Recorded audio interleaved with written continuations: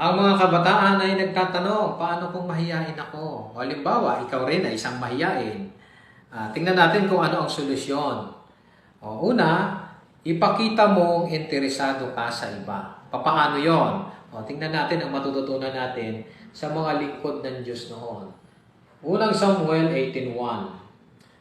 Matapos makipag-usap si David kay Saul, naging matalik na magkaibigan sina Jonathan at David. Nagaya ng pagmamahal niya, at minahal ni Jonathan si David, nagaya ng pagmamahal niya sa kanyang sarili. Kaya hindi hadlang yung edad. Kailangan mong maging interesado ka sa iba. Ang gap ng edad ni Jonathan ay 30 years. Mas bata si David. Kaya kung gagawin mo yon, tutularan mo sila, yung pagkamahiyain, mababawasan ang pagkatama mo na nag-iisa.